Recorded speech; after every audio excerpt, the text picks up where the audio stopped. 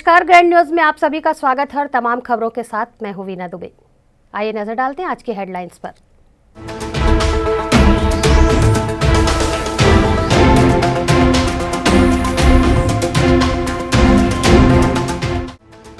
पाटन की जनता को मिली करोड़ों रुपए की सौगात, मुख्यमंत्री ने खोला विकास कार्यों का पिटारा।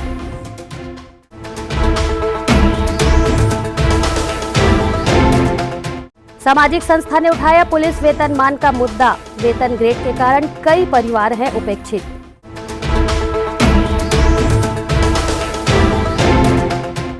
त्योहारों को लेकर प्रशासन ने दी गाइडलाइन, छठ पर्व सामूहिक नहीं, छत के जल कुंड में।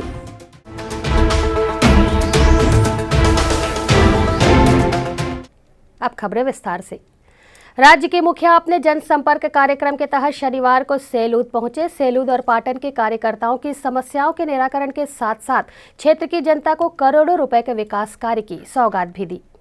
सेलूद में आयोजित जनसंपर्क कार्यक्रम के तहत छत्तीसगढ़ राज्य के मुखिया भूपेश बघेल ने आम जनता को संबोधित करते हुए कहा कि किसानों की धान खरीदी की मांग बारदाने की कमी के कारण देरी हुई है। धान खरीदी के लिए 3,50,000 बारदाने की जगह 1,43,000 बारदाने जूट मिल बंद होने के कारण मिल पाए हैं। दिसंबर माह से धान की खरीदी शुरू हो जाएगी। वहीं राजीव गांधी न्याय योजना के तहत किसानों की तीसरी किस्त भी जारी हो गई। कोरोना काल में सबसे ज्यादा रोजगार छत्तीसगढ़ की सरकार ने उपलब्ध कराए हैं।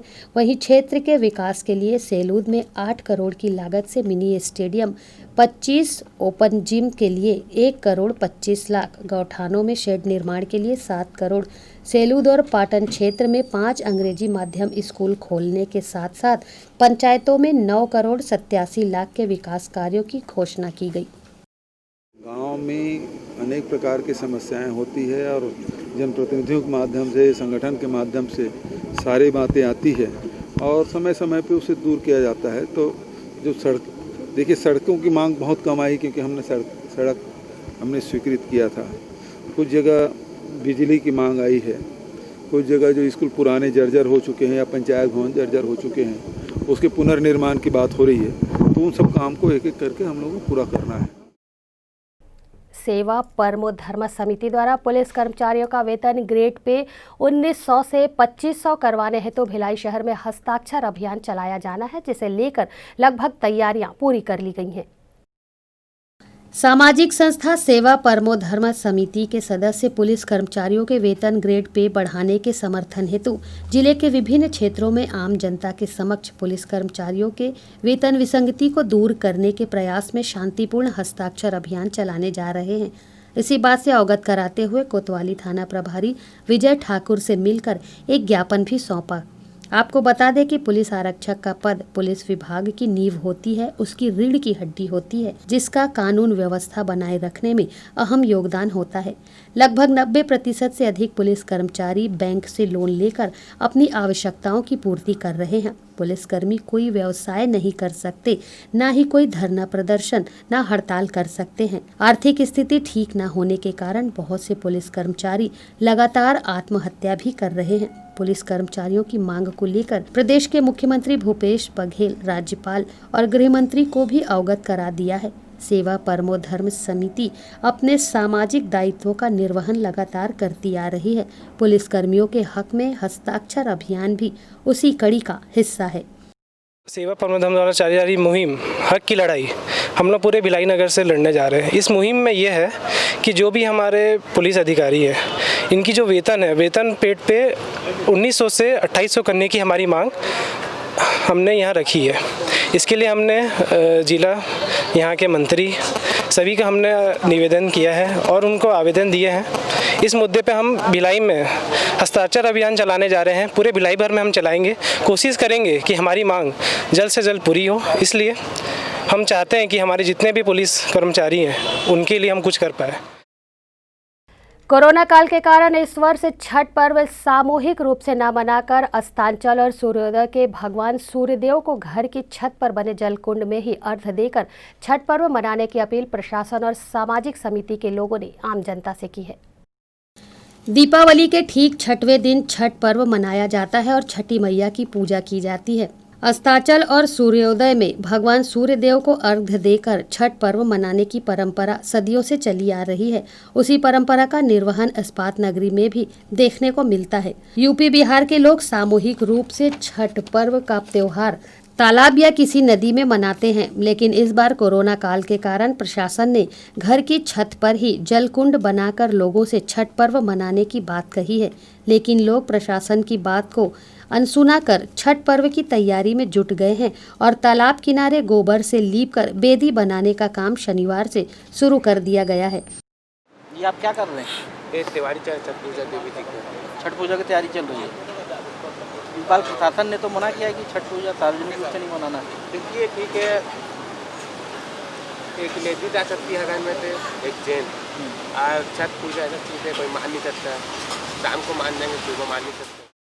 छठ पर्व मनाने वाले की प्रशासन से मांग है कि जब हर त्योहार मनाया जा रहा है तो फिर छठ पर्व पर रोक क्यों?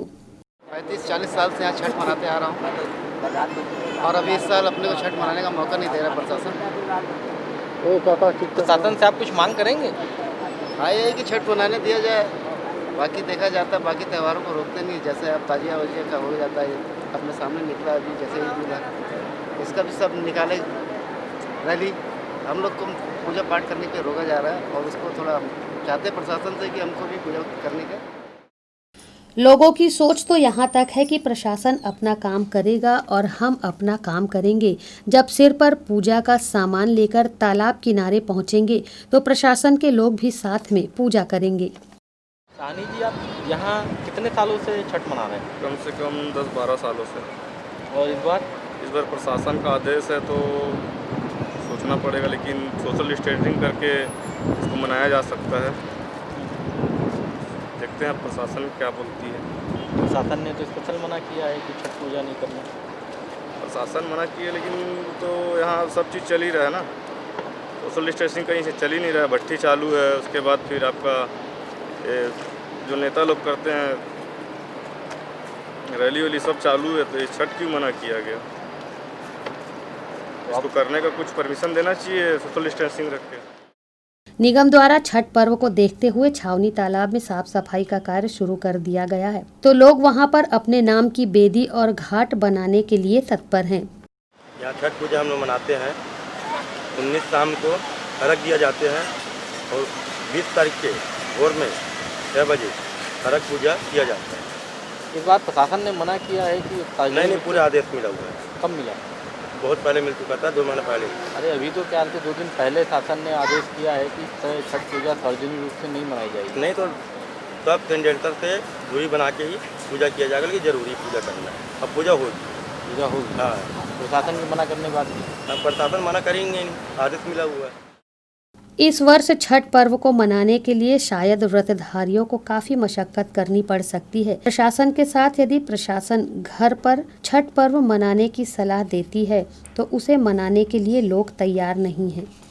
एक बैठक आयोजित की गई थी पुलिस और प्रशासन के द्वारा संयुक्त रूप से। इसमें आने वाले समय में जो छठ का पारंपरिक त्यौहार है जो तालाब पर जाके मनाया जाता है, उस संबंध में जो छठ समितियां हैं उनके साथ बैठ के चर्चा की गई। इस पूरे चर्चा के दौरान बड़े ही सकारात्मक माहौल में जितने भी छठ कमेटियां थी सभी ने स्वस्फूर्त ये निर्णय लिया है कि उनके द्वारा इस बार तालाब में जाकर छठ पर्व नहीं मनाया जाएगा, बल्कि अपने घरों पे रह के ही सूर्यदेव को अर्घ दिया जाएगा। इसी तारतम्य में पुलिस और प्रशासन के द्वारा भी ये बताया गया कि इस संबंध में जो भी प्रचार प्रसार है वो निगम के माध्यम से कराए जाएंगे। साथ ही साथ छठ समितियों ने ये भी कहा कि विभिन्न प्रकार के तालाबों में बड़े बड़े होर्डिंग्स लगाकर ये बताया जाएगा कि इस बार घरों पर ही त्यौहार मनाया जाए। कोरोना के मद्देनज़र ये महत्वपूर्ण है कि हम अपने आप को सुरक्षित रखें और सोशल डिस्टेंसिंग, मास्क और सैनिटाइज़र का लगातार प्रयोग करें, भीड़ भाड़ से बचें। इसी के मद्देनज़र ये बैठक आयोजित की गई थी। आज हम खड़े हैं भिलाई क्षेत्र के सबसे पुराने तालाब, जिसको छठ तालाब के नाम से जाना जाता है, जहां पर हर साल यूपी बिहार के लोग छठ पूजा करने आते हैं। लेकिन इस साल कोरोना काल के कारण प्रशासन ने यहां पे छठ मनाने से मना किया है, कारण सोशल डिस्टेंसिंग। लेकिन लोगों का कहना है कि हम यहां पर छठ मनाने आएंगे। जब प्रशासन सारे त्योहारों को मनाने की छूट दे रहा है तो छठ क्यों नहीं मनाया जाएगा। इस बात को लेकर यूपी बिहार के लोगों में आक्रोश भरा हुआ है। वो उनकी जो समिति है वो बहुत जल्द जिलाधीश से मिलकर इस मामले में ज्ञापन सौंपेगी और छठ मनाने की अनुमति मांगेगी। कैमरामैन सन्नी देवांगन के साथ संतोष तिवारी, ग्रैंड न्यूज। महिलाओं द्वारा तैयार किए गए प्रोडक्ट को मार्केट दिलाने कार्य योजना तैयार करने के लिए निगम के सभागार में महापौर ने बैठक लेकर रूपरेखा तैयार की और उन्हें आत्मनिर्भर बनाने के लिए अपनी 2 माह की सैलरी देने की भी बातें कही। निगम महापौर की महत्वाकांक्षी योजना मदर्स मार्केट का निर्माण तीव्र गति से किया जा रहा है। इस महिला मार्केट का संचालन महिलाओं के द्वारा किया जाएगा। यहां पर महिलाएं स्वयं बनाए गए प्रोडक्ट की बिक्री कर आत्मनिर्भर बनेंगी। गुणवत्तापूर्वक खाद्य पदार्थ के प्रोडक्ट को बिक्री करने के लिए खाद्य एवं औषधि विभाग से पंजीयन भी करा लिया गया है। मदर्स मार्केट पूरी तरह आधुनिक मॉल की तरह होगा। 1,48,00,000 की लागत से बनने वाले मदर मार्केट में प्रत्यक्ष और अप्रत्यक्ष रूप से 35,000 महिलाओं को लाभ मिलेगा। महिलाओं के बनाए गए प्रोडक्ट की पहली खरीदी महापौर देवेंद्र यादव करेंगे और उन्हें आत्मनिर्भर बनाने के लिए अपनी 2 माह की सैलरी भी देंगे। यहाँ वक्त है एक छोटे से ब्रेक का, बने रहिए ग्रैंड न्यूज के साथ।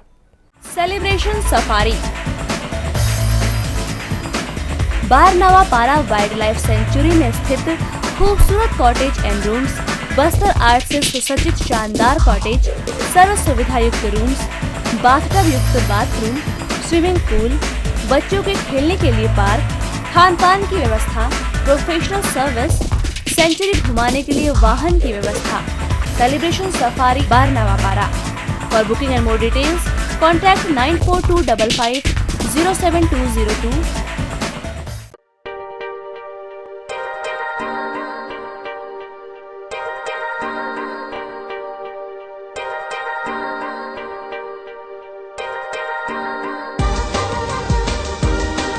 Relationships are forever. Out of all loved ones, your children are most precious. One of our biggest dreams is to give our children's marriage the top in luxury and facility.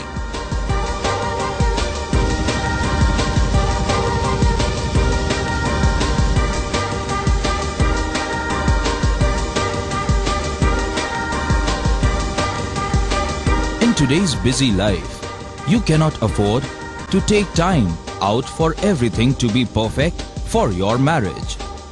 And you cannot compromise on quality of service for your guests. Our customized marriage packages are made just according to your wish. This presentation will acquaint you with the different luxury packed marriage packages available. This package has an elaborate menu with 60 mouth-watering items. Bharat Swagat including welcome drink, snacks and sweets, a breathtakingly decorated welcome gate and the arena decorated with flowers. To give you the best colors in view, we organize special light effects for all areas. We take care of decorating the groom's car to its best attire and exclusive DJ beats for extreme fun and valet parking to make your guests feel like an emperor. Our exclusive add-ons give you unlimited freedom to customize your ceremony to its best.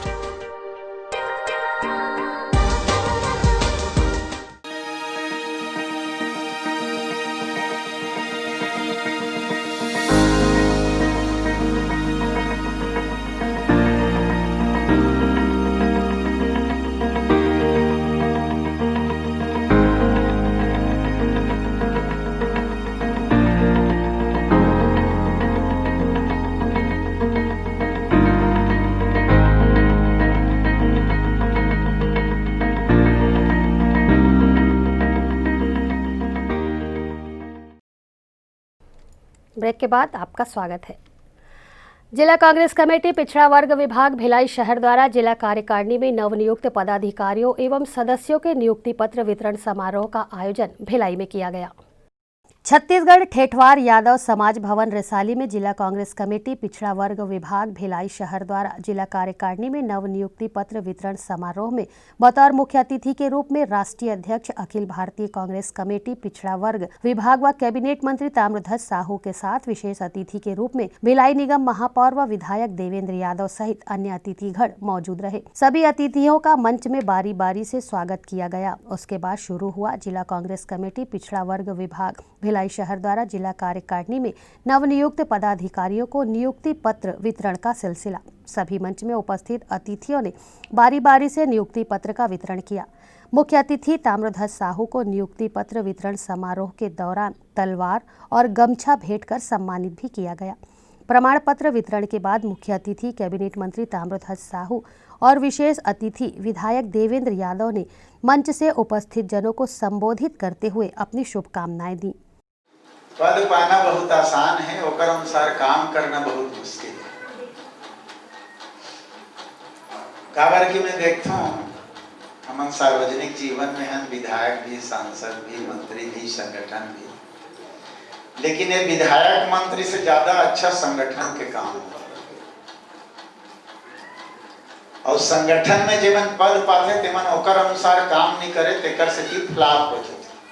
बुरा मत मानना, जैन जैन संगठन में हो तेमन नाराज मत होना। और नाराज हो तब हम ज्यादा चिंता रहे नहीं। मैं खुला बोलैया आदमी के विधायक के मंत्री हस तो तोर जिंदाबाद हो। कल विधायक को मंत्री पद से हटबे ना तो आधा आदमी तो जयराम नहीं कर। लेकिन जो संगठन में काम कर रहे थे उनमें भाई भतीजा बात ज्यादा नहीं रहा। एक आध आदमी करते हैं बात अलग है, लेकिन संगठन में काम करवे तो रिश्ता बहुत लंबा जीवन भर चल। को बहुत सारी बधाई दूंगा कि पहली दफा ये अवसर हम लोगों को प्राप्त हुआ कि हम लोग इतने बड़े भव्य आयोजन में ओबीसी से जुड़े हुए लोग, ओबीसी समाज के लोग यहाँ पर एकत्रित हुए। नियुक्ति पत्र वितरण समारोह है ये। निश्चित रूप से आज नई जिम्मेदारियां जिले कार्यकारिणी में, ब्लॉक कार्यकारिणी में आप लोगों को मिली है। प्रदेश अध्यक्ष जी के हाथों से मिले हैं, सम्मानित राष्ट्रीय अध्यक्ष जी के हाथों से मिले हैं, तो ये आपके लिए भी गौरव का पल है। मैं सबको शुभकामनाएं दूंगा। नई जितनी लोगों की भी नियुक्तियां हुई है। भिलाई नगर निगम के वार्ड क्रमांक 31 में संत रविदास प्रांगण में सामुदायिक भवन का भूमि पूजन महापौर देवेंद्र यादव ने किया। खुर्सीपार क्षेत्र के वार्ड क्रमांक 31 में संत रविदास प्रांगण में 10 लाख की लागत से सामुदायिक भवन का भूमि पूजन महापौर देवेंद्र यादव ने किया। भूमि पूजन के पूर्व महापौर ने संत शिरोमणि गुरु रविदास जी की पूजा अर्चना की। सामुदायिक भवन का निर्माण 4 माह में वर्मा कंस्ट्रक्शन द्वारा पूरा कर लिया जाएगा। वहीं समिति की बहुप्रशिक्षित मांग के अनुरूप भवन में धार्मिक और सामाजिक कार्यक्रम के आधार पर पुरुष और महिला शौचालय का पृथक पृथक निर्माण किया जाएगा। इस अवसर पर समिति के अध्यक्ष शिव बच्चन भारती सहित अन्य सदस्यगण और मोहल्ले वासियों ने हर्ष व्यक्त किया। दीपावली त्योहार को कुछ दिन ही शेष रह गए हैं और त्योहार के मद्देनजर दुर्ग के नवीन स्कूल मैदान में पटाखा दुकानें लगाने को लेकर पटाखा व्यापारी संघ द्वारा तैयारियां आरंभ कर दी गई हैं। कोरोना महामारी को देखते हुए दुकान में सुरक्षा के सभी इंतजाम करने का दावा फुटकर व्यापारी संघ के अध्यक्ष द्वारा किया गया है। आगामी 14 नवंबर को दीपावली का त्योहार है, जिसे लेकर बाजारों में लगने वाली दुकानों के लिए छोटे बड़े व्यापारियों ने तैयारियां शुरू कर दी हैं। इसी कड़ी में दीपावली त्योहार पर होने वाली आतिशबाजी और पटाखों के लिए भी दुर्ग के नवीन स्कूल मैदान में दुकानें तैयार की जा रही हैं। गौरतलब है कि प्रशासन द्वारा सभी व्यापारियों के साथ पटाखा व्यापारियों को भी प्रशासनिक आदेशों के पालन के साथ पटाखा दुकान संचालित करने के आदेश जारी किए गए हैं, जिसके बाद से ही दुकानदारों ने तैयारियां आरम्भ कर दी है। आपको बता दें कि पिछले कई सालों से दुर्ग के नवीन स्कूल मैदान में दीपावली त्योहार पर पटाखों की दुकान लगाई जाती है, लेकिन इस वर्ष कोरोना महामारी के संक्रमण को देखते हुए व्यापारियों में दुकान लगाने को लेकर संशय की स्थिति थी। लेकिन प्रशासन ने उचित गाइडलाइन के पालन के साथ पटाखा दुकानें संचालित करने के आदेश पटाखा व्यापारियों को दे दिए हैं, जिसके बाद से ही दुकानों को लगाने तैयारियां की जा रही हैं। 1-2 दिन के भीतर ही तैयार की जा रही इन दुकानों में पटाखों की बिक्री भी आरंभ आरंभ हो जाएगी। पटाखा दुकान लगाने को लेकर फुटकर पटाखा दुकान व्यापारी संघ के अध्यक्ष शेख असलम से जब बातचीत की गई तो उन्होंने बताया कि प्रशासनिक गाइडलाइन और सुरक्षा के पुख्ता इंतजाम के साथ ही पटाखा दुकानें संचालित की जाएंगी। तो मास्क अनिवार्य कर दिया। यहाँ पर जो भी अगर पटाखा खरीदने आता है तो बिना मास्क के अलाउ नहीं है, मास्क लगाना ज़रूरी है। उसके बाद सैनिटाइज़र सभी दुकानों में रहेगा और बिना सैनिटाइज़र के कोई दुकान में मतलब ग्राहक नहीं जाएगा, सैनिटाइज़र करके ही दुकान में आएगा। प्रवेश द्वार बनाया जा रहा है उसके लिए, वहीं से ग्राहक मतलब मैंने सैनिटाइज़र करके ही आएगा। और सोशल डिस्टेंस यहाँ पे कुल 19 दुकानें लग रही हैं, हर साल की तरह इस साल भी 19 दुकान लग रही हैं और सोशल डिस्टेंसिंग का बराबर पालन करा जाएगा। शासन के आदेश के अनुसार ग्राहकों को दूर दूर खड़ा कराया जाएगा, उसके लिए गोला बनाया जाएगा दुकान के सामने में। बहरहाल प्रशासनिक आदेशों के पालन के साथ पटाखा व्यापारी संघ ने दुकानें संचालित करने का भरोसा जताया है। अब प्रशासनिक आदेशों का कितना पालन दुकानदारों द्वारा किया जाएगा यह तो आने वाला समय ही बताएगा। ग्रैंड न्यूज़ के लिए दुर्ग से वीना दुबे की रिपोर्ट। ग्रैंड न्यूज़ बुलेटिन में फिलहाल इतना ही। मुझे दीजिए इजाजत। नमस्कार।